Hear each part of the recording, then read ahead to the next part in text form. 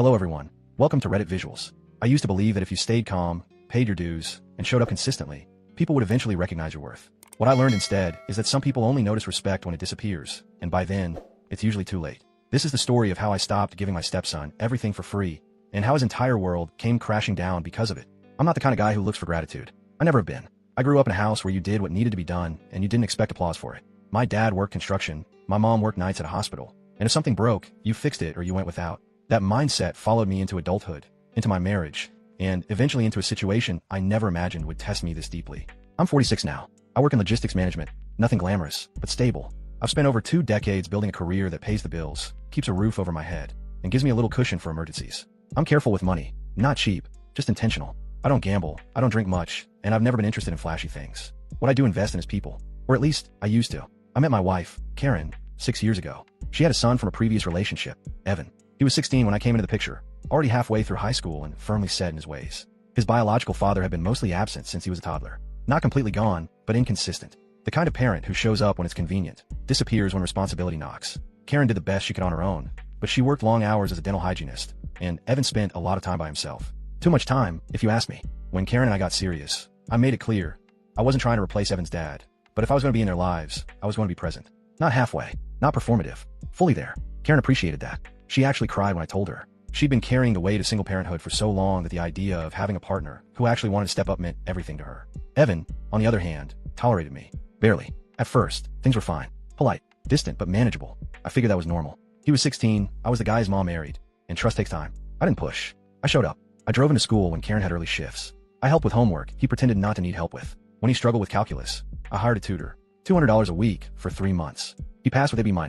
He never said thank you, but I told myself that was okay. That wasn't why I did it. I paid for braces without making a big deal out of it. Karen couldn't afford them on her own, and Evan was self-conscious about his teeth. $3,000 over 18 months. I covered every appointment, every adjustment. When the braces came off, he smiled for the first time in months. He showed his friends, posted photos online, got compliments. He never once acknowledged that I made that possible. I covered his first car, a used Honda Civic, nothing fancy, because I wanted him to have independence without stressing Karen financially.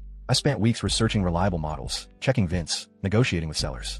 I paid $4,500 cash. Evan drove it off the lot like it had always been his. No excitement, no gratitude, just an expectation met. I added him to my phone plan, my insurance, my gym membership. When he said he wanted to try guitar, I bought one. Not a cheap one either. I got him a Fender, an amp, a tuner, a case, and paid for lessons. $800 total. He quit after 3 months. I didn't say a word. I just put it in the closet, next to the skateboard he begged for at 17 and used twice. I went to his games. Everyone I could. Baseball in the spring, basketball in the winter. I sat in uncomfortable bleachers, in the rain, in the cold, clapping while he barely looked my way. I cheered when he scored. I stayed quiet when he missed. I told myself it wasn't about me. That one day he'd understand. That one day he'd look back and realize I was there. By the time Evan graduated high school and started community college, he was confident, sharp, charismatic. He had opinions, strong ones. And somewhere along the way, that confidence twisted into something else. Something darker. It started small. Tone. Eye rolls. Dismissive comments. If I asked him to take the trash out, he'd sigh like I'd ruined his day. If I reminded him about curfew, he'd smirk and say, "Relax, I got it handled," like I was some overbearing parent instead of the guy funding his entire life. Karen noticed it too, but she chalked it up to age. "He's just figuring himself out," she'd say. "He's becoming a man. Don't take it personally." I tried not to, but it got worse. He started talking to me like I was an inconvenience, like I was staff. If I cooked dinner, he'd inspect it and say, "This is kind of bland." If I asked about his day, he'd give me one-word answers. If I offered advice, he'd cut me off mid-sentence. I know," he'd say, waving his hand dismissively. The disrespect was so casual, so automatic, that I realized he didn't even see it as disrespect anymore. It was just how he talked to me. Then came the night, everything shifted. We were sitting at the kitchen table, eating dinner. Karen was working late, so it was just Evan and me. He just finished his first semester at community college, tuition fully paid by me, by the way, $2,200 for 12 credits, and he was complaining about one of his professors, going on and on about how the guy was disrespectful, how he didn't acknowledge students properly, how he acted like his authority was automatic. He thinks we should just respect him because he's the professor, Evan said, shaking his head. But respect has to be earned. You don't just get it for existing. I remember chuckling and saying something like, "Careful with that mindset. Respect usually comes before authority, not after." Evan looked up at me then, really looked at me, and he said, casually, like it was a fact everyone already knew, "No, respect has to be earned. Period. You don't just get it for existing or being older or whatever." There was not just a teenage comment, a declaration, a line in the sand. I nodded slowly and said, "That's an interesting take." He smirked. "I mean, it's true. If someone wants my respect, they need to show me they deserve it." Something about the way he said it, the certainty, the entitlement, the complete lack of awareness, made my stomach tighten. But I let it go. I finished my dinner, cleaned up, and went to bed thinking about that sentence. Respect has to be earned. I realized something uncomfortable that night. I'd been giving Evan respect by default. I spoke to him calmly, even when he was rude. I trusted him with money, time, resources. I defended him when Karen worried he was slacking. I treated him like an adult long before he acted like one. And he had decided that meant nothing. So I made a decision. Not out of anger. Out of alignment. If respect had to be earned, I was done giving it away for free. And more importantly, if respect had to be earned, then so did everything that came with it. The next morning, I started small. Evan came into the kitchen and grabbed my coffee mug, the one I use every morning, and poured himself a cup without asking. Normally, I let slide. That day I said, "Hey, don't use that mug." He laughed. "Why? It's just a mug." "Exactly," I said. "Use one of yours." He rolled his eyes but complied. First flicker of annoyance. First crack in the facade. Later that week, he asked me if I could transfer him money for gas. Normally, I'd send it without a second thought. $50, $75, whatever he needed. I'd done it dozens of times. This time I asked, "What for?" He looked surprised. "For gas." "I just told you." "I know. I'm asking why you don't have money for it." He shrugged. "I spent it." "On what?" His face tightened. "That's not really your business." I nodded. "You're right. And my money isn't really your default backup." I didn't send the money. I watched him stare at his phone, waiting for the notification that never came. He looked up at me, confused, like the system had glitched. The tone shift was immediate. "What's your problem lately?" he asked. "No problem," I said. "Just adjusting expectations." He scoffed and walked out. I heard him call one of his friends, asking to borrow $20. That weekend, I logged into my accounts and made changes. Quiet ones. Surgical ones. I removed Evan from my credit card as an authorized user. He had a card with a $3,000 limit that I'd given him for emergencies. He'd use it for clothes, fast food, video games. The bill last month was $600. I paid it. Then I canceled the card. I downgraded the phone plan to remove his unlimited data. He'd been using 60, 70 gigabytes a month, streaming videos, scrolling endlessly. Now he had 5 gigs. After that, throttled speeds. I canceled the gym membership add-on. That was $40 a month he never appreciated. I didn't announce it. I didn't threaten. I didn't send a manifesto. I just stopped. Karen noticed first. "Did you change something with the phone plan?" she asked one evening. "I did," I said. "Evan's on a basic plan now." "Why?" "Because he said respect has to be earned. So I'm treating him like an adult who earns his own perks." She frowned. "That feels a little harsh." I looked at her and said, calmly, "What part of adulthood includes free money, free services, and no accountability?" She didn't answer. She wanted to, I could tell, but she didn't have a good argument. Deep down, she knew I was right. The Real explosion came 2 weeks later. Evan stormed into the living room one evening, phone in hand, face red. "My data got cut off." "What did you do?" "I adjusted the plan," I said, not looking up from my book. "You can't do that." "I can. It's in my name. I pay for it." "This is controlling," he snapped. "You're doing this because I don't kiss your ass." I stood up slowly. I'm not a big guy, but I'm not small either, and when I stand up with intent, people notice. "No, I'm doing this because you told me respect has to be earned. I'm giving you the opportunity to earn everything you think you deserve." Karen tried to intervene. "Okay, let's all calm down." "No," Evan said, turning to her. "He's punishing me for having an opinion." I looked at him and said, "Punishment is taking something away to hurt you. This is just me not giving you things you haven't earned. There's a difference. A big one." He laughed bitterly. "You think money equals respect?" "No," I said. "I think expecting money without respect equals entitlement. And I'm done funding it." That night, Evan slammed his door so hard a picture frame fell off the wall in the hallway. The glass cracked. He didn't come out to check. He didn't apologize. He just blasted music until midnight. The consequences rolled in fast. His car insurance bill came due 2 weeks later. $340. He'd assumed I'd pay it like I always did. I didn't. I got the notification. I deleted it. 3 days later, his car got flagged for non-payment. He got a notice in the mail, a bright red envelope that he opened at the kitchen table. His face went pale. "My insurance lapsed," he said, looking at Karen. "What?" she asked, confused. "The payment didn't go through." She looked at me. I said nothing. "Can you cover it?" she asked me. "No," I said. "Why not?" "Because he hasn't earned it." Evan's jaw clenched. He looked at his mom, desperate. "Can you cover it?" Karen hesitated. Her budget was tight. She made decent money, but rent, utilities, groceries, and her own bills barely left anything extra. "I don't have 300 right now, honey. Maybe next week." "Next week," Evan said, voice rising. "I can't drive without insurance. That's illegal." "Then don't drive," I said. He turned to me, eyes blazing. "Are you serious right now?" "Completely. How am I supposed to get to school? To work? Bus? Bike? Walk? Carpool? Figure it out." His hands were shaking. He'd never had to figure anything out before. Everything had just been handled, provided, given. That week was rough for him. He missed 2 shifts at his part-time job at the grocery store because he couldn't get there on time. His manager gave him a warning. He had to bum rides from friends, which meant coordinating schedules, waiting around, owing favors. It was humiliating for him. He asked me again. Different tone this time. Less attitude. More edge. "Can you help me out just this once?" he asked, standing in the doorway of my office. I looked up from my laptop. "What's changed?" He hesitated. "I need it." I shook my head. Needing something isn't the same as earning it. That's when he said something he probably wishes he could take back. "You're not even my real dad. Why do you get to decide this stuff?" The room went silent. Karen was in the hallway. She gasped, a sharp intake of breath. "Evan," she said, horrified. I felt something tear inside my chest, sharp and cold, like a blade slipping between ribs. But I didn't raise my voice. I didn't insult him. I didn't lash out. I said, "You're right. I'm not your biological father." Which means everything I've done for you, every single thing, has been a choice. Not an obligation. A choice. And I'm choosing differently now. He stared at me, realizing too late that he crossed a line he couldn't uncross. "I didn't mean it like that," he stammered. "Yes, you did," I said. "And that's fine. But don't expect me to keep acting like your dad when you've made it clear I'm not." He left the room. I heard his door slam again. Karen came in a few minutes later. She sat down on the edge of my desk, quiet. "That was hard to hear," she said softly. "Yeah," I said. "He didn't mean it." I looked at her. "He did. And that's okay. But I'm done pretending it doesn't matter." She didn't argue. The fallout wasn't just financial. It was social. Evan started venting to his friends, complaining about me, painting himself as the victim of a controlling stepdad. One of those friends had a mother who knew Karen from her dental office. Word traveled fast in small circles. Suddenly, people started asking questions. Curious ones. Loaded ones. Why is Evan paying his own bills now? Did something happen between him and your husband? Is everything okay at home?